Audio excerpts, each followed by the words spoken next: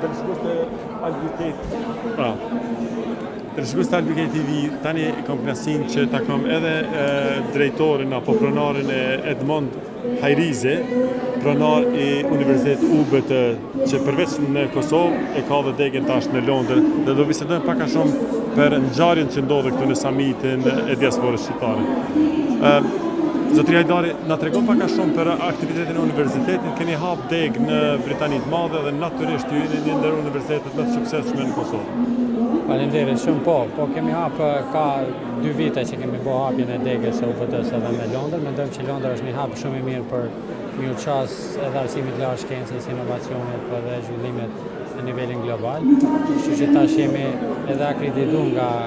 British Accreditation Council, kemi marrë edhe disa akreditime shtesë dhe kemi filluar që të bëjmë një lidhje më të përhapur mes Britanisë dhe Kosovës, por në këtë rast edhe një prezencë më të madhe globale.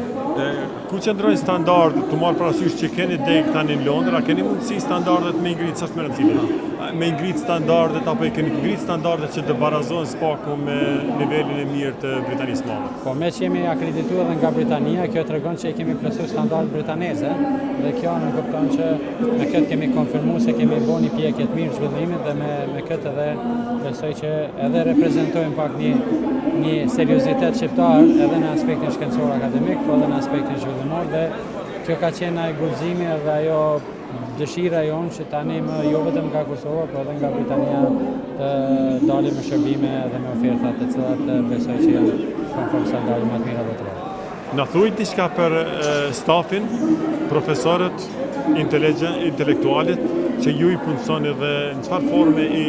filtroni që ata të janë të nivelit ku ju kërkoni si universitet të arrini? Po tash UBT është rrit, ka dikon 1500 staf. I tyre ka mbi 400 doktora shkenca, shumica atyre kanë kryer studimet jashtë vendit, ka edhe persona që kanë kryer ose konsiderohen diasporë, dhe unë jam vetë një prej tyre që kryer studimet, punësimin, shtetësinë dhe mandej më kthy që të jep një kontribut në Kosovë dhe në frym tash është krijuar një bazë mirë e njerëzve që intelektualisht të konfirmojmë ose të jemi prezent në nivelet globale, edhe në akademitë të ndryshme shkencore, edhe në projekte, edhe në ligjerime në universitetet të ndryshme dhe natyrisht edhe në botë. Kështu që mendoj kemi bërë një rrjedhim shumë mirë, sepse kemi dikon 500 universitete partnere, edhe me Anglin kemi universitete të shumta me të cilat bashkëpunojmë, duke filluar nga Universiteti i Cambridge-it, edhe shumë universitete prestigjioze, dhe me këtë besoj që kemi hyrë në një rrugtim të mirë ndërkombëtar. Fal tash edhe një grup i shumë të madh që kanë kryer studime jashtë vendit, janë zhvilluar dhe janë kthyer për të kontribuar në Kosovë. Një dukuri që po shfaqet tash në 5 vitet e fundit është që studentët potencial të diasporës nuk po kanë mundësi financiarisht që të studiojnë në vendet ku jetojnë ata. Çfarë mundësie kanë ata përmes UBT-s që të vazhdojnë studimet, çështja e çmimit fillimisht e pastaj edhe nivelet ku certifikatat apo diplomat e tyre të njihen jashtë Kosovës edhe gjithë. Kur ju akreditoni nga një institucion britanes, një kësisht bëhet edhe një njohje ma formale e diplomave në Angli edhe në Evropë. Ne jemi nga ENCA është një umbrellë e agjencionit të akreditimit në Evropë. Jemi të validuar edhe me sistemin amerikan, kështu që diplomat tona njihen, konfirmohen dhe tani më janë prezente në këtë botë. Natyrisht, çmimi është shumë më i levërdeshëm, kemi një rritje më të madhe të studentëve ndërkombëtar që vinë dhe studiojnë, sepse kemi edhe në gjuhën angleze, edhe në gjuhën shqipe dhe kjo i mundson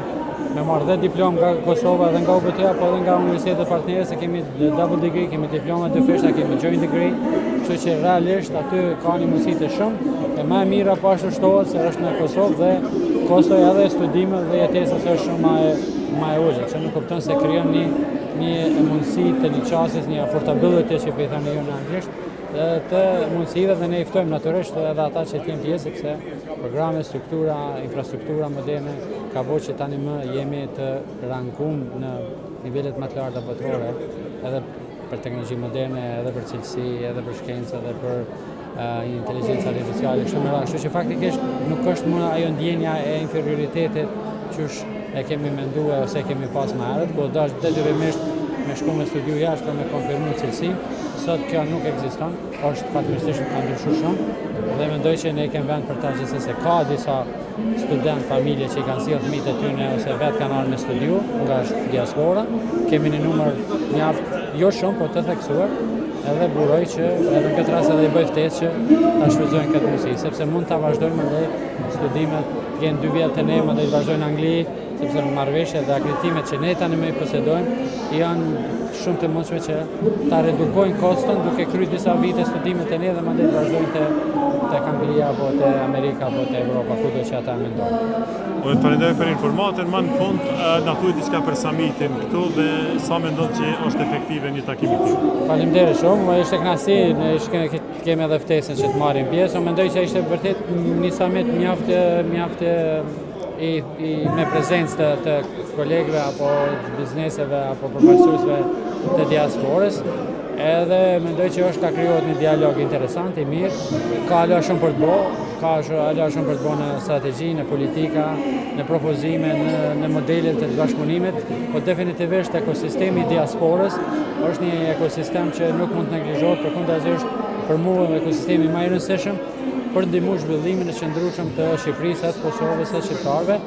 e përmes asaj edhe të një ekosistemi global. Mendoj që edhe bizneset në diaspora apo institucionet apo personat tani me mas disa viteve janë etablu mirë atje. Do thonë edhe ata kanë çka për të dhënë më shumë, edhe ky potencial duhet të shfrytëzohet më shumë. Po tash edhe njerë ka nevojë edhe pak për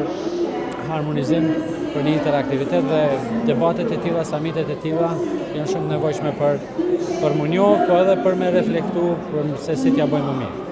Unë të përgjigjoj shumë për angazhimin, punën, natyrisht krejt stafin e UBT-s, edhe suksesin që keni pasur kemi pasur. Faleminderit shumë. Faleminderit.